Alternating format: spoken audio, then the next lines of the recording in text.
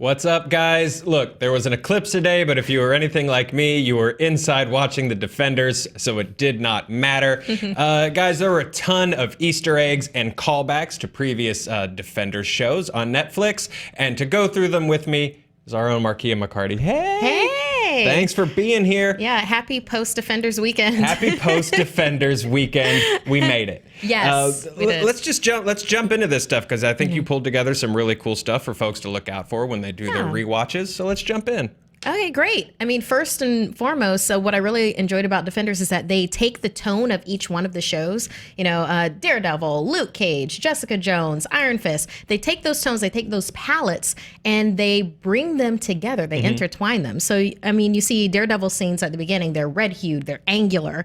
You see Jessica Jones, she's like neo-noir and she has violet tones. Luke Cage has a yellow palette. It's very vibrant, outside shots and, you know, hip-hop. And then Iron Fist has a green hue and has this corporate feel. And then even the main antagonist, Alexandra, played by Sigourney Weaver, oh my God, she has, you know, white and metallic tones and like these luxurious surroundings and backgrounds. So very awesome. Yeah, these very modern feeling buildings. Yeah, and then you can even see in the Alexandra shot that we had on the screen, it's viewers of season 1 Daredevil will notice that that's also the same rooftop garden that Vincent D'Onofrio's character tried to woo Madame Gowan. Yes, and that's one thing I love about so many of the callbacks in this is they use them to tell you about the characters and use them to give them information, because that's a big thing with that rooftop is there's no one wooing Madame Gao on that rooftop. Alexandra is sitting in Madame Gao's spot. Madame Gao shows up, and so that instantly tells you everything you need to know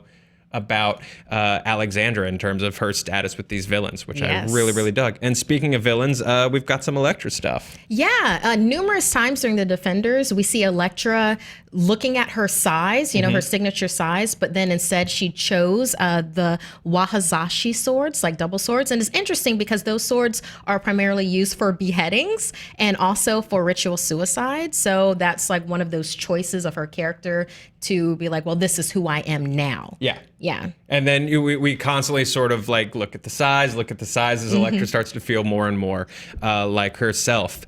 Now, let's talk about one guy who I hear is a bad mother. Shut your mouth. Let's talk about Shaft. Yeah, at the very top of episode 1, where you have Iron Fist running through the tunnels, and then you see Elektra battling with a warrior.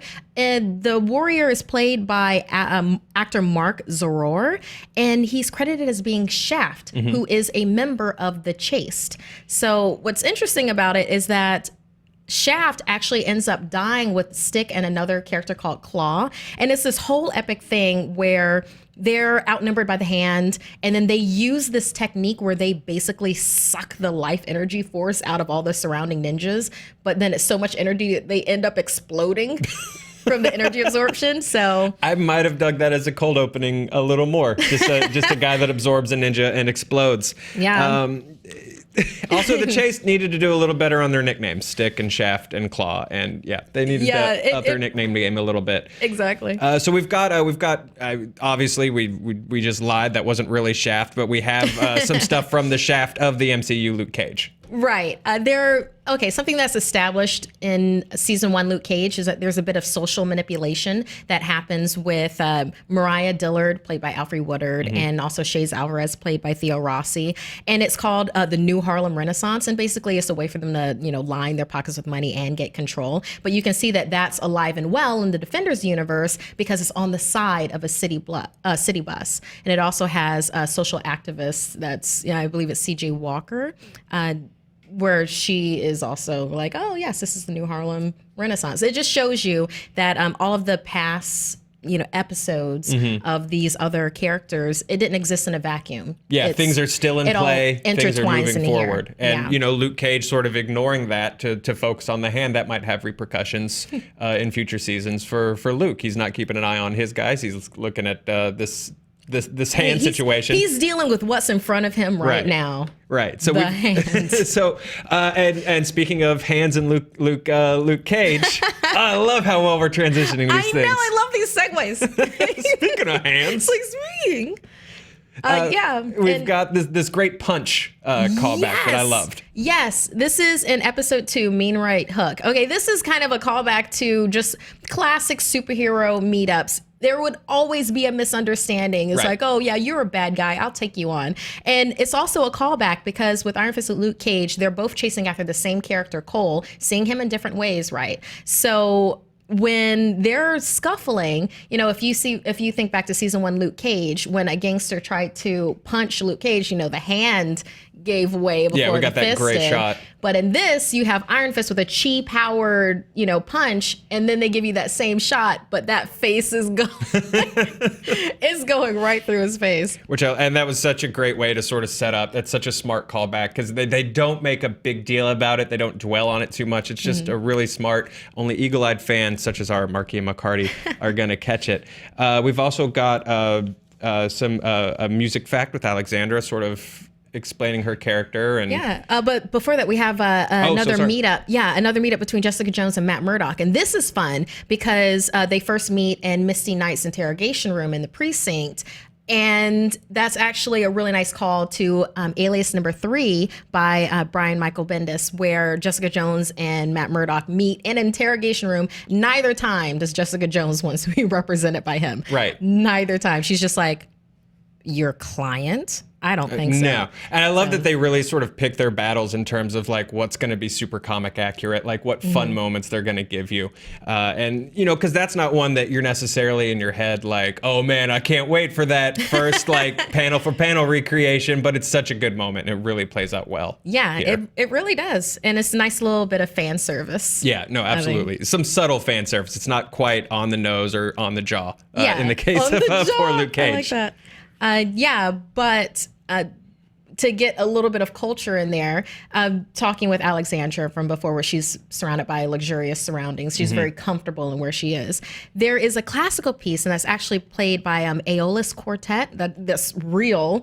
I'm not that much into classical music, so I was very intrigued with this. And there is, because they say Brahms in C minor, that this is an unusual piece. If you want to see or listen to this, it's Brahms String Quartet number 1 in C minor, opus 51. It's about 30 minutes long. It's on YouTube, or you can support the Aeolus Quartet and buy their CD. But what a great way to get your culture on. It's actually a really impressive piece. Yeah, and that was a great scene, it. too, with her that gives you so much of Alexandra's point of view on the world, too, where they're like, oh, well, the influence is really there. And she's like, it's not influence. They were making a statement that I can pull this off better than you. Exactly. It's like, I lived this time. I know what this is. Yeah, oh, yeah.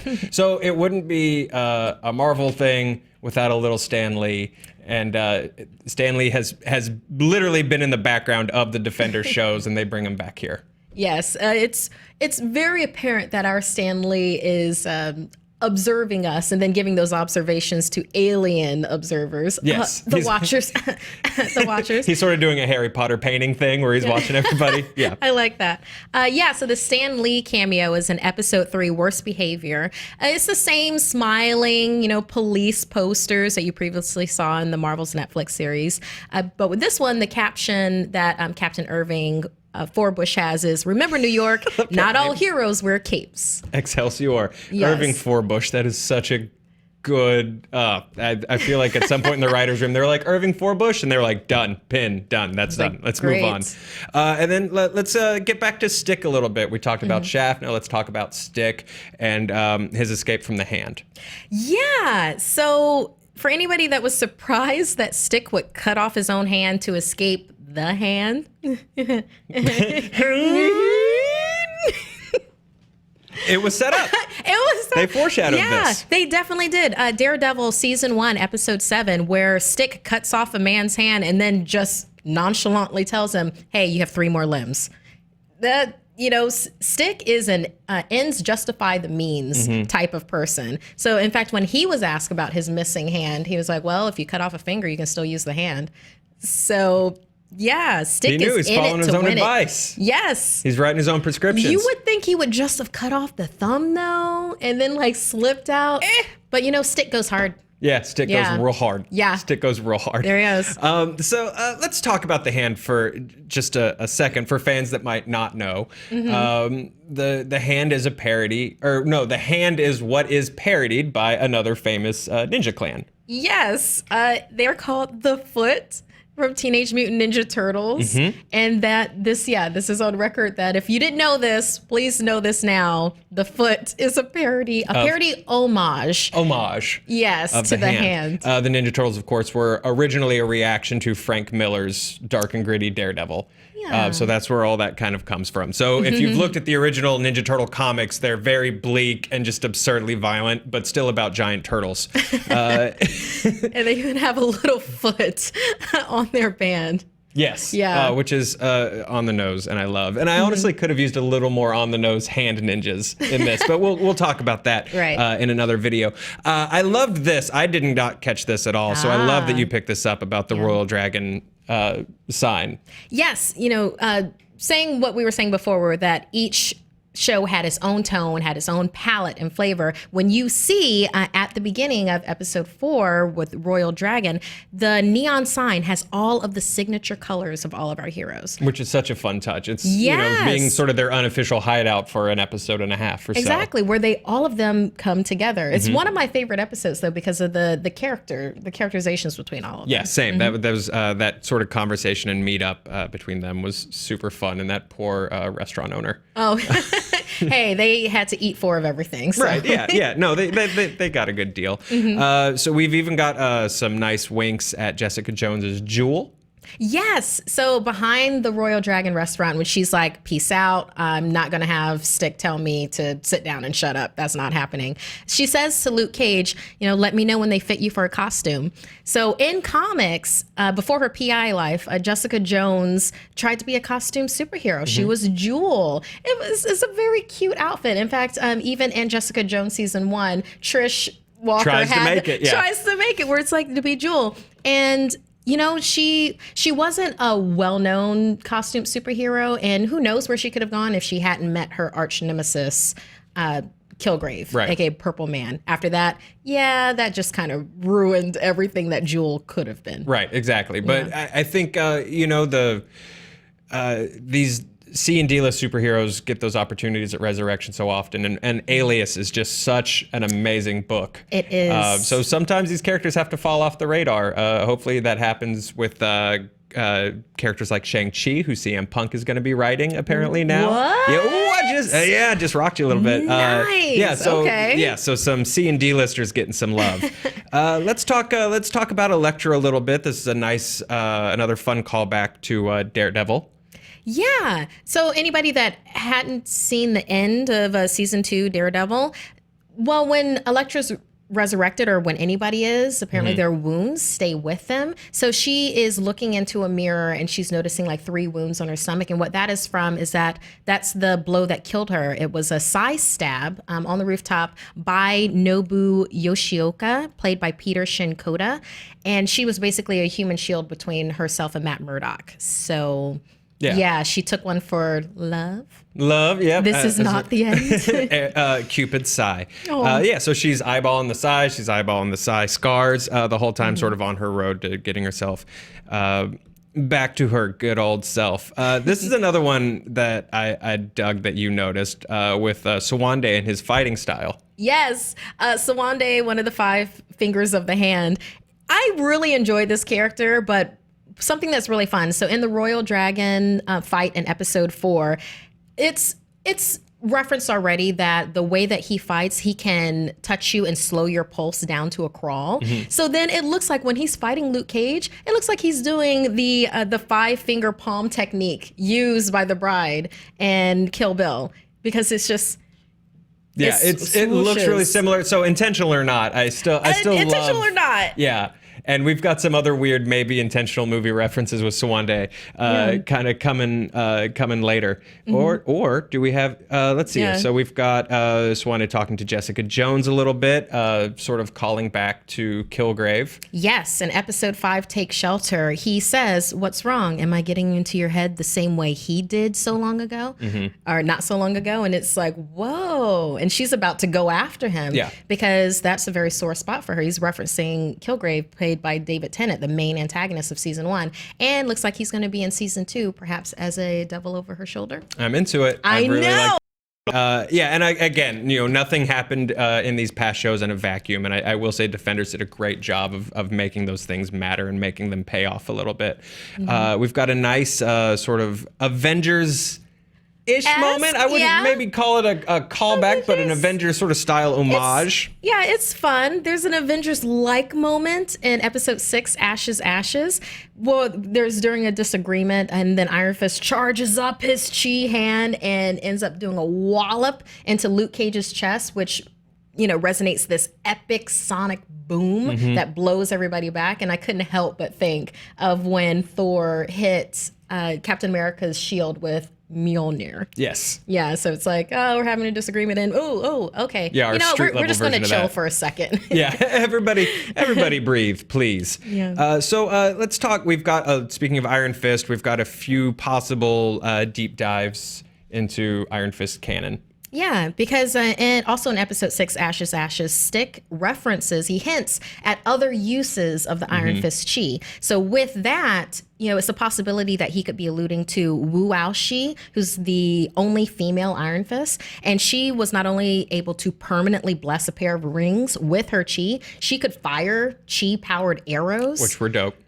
Completely. And then and then also there's Orson Randall, who they actually did show in video footage in Iron Fist episode 10, where he could power both of his hands with chi and could actually fire chi powered bullets. So there's more than just one hand to it. Which was so fun. And both of those characters are from Matt Fraction's original run of Iron Fist. And if you guys haven't read it, it's my absolute favorite. So good. I mean, she's a pirate queen. Yeah, are you kidding? It's so fun. It's so pulpy and odd and fun. And if you're interested in Iron Fist, based on the show, read that comic. It's fantastic. Immortal Iron Fist is so good. Really, really good.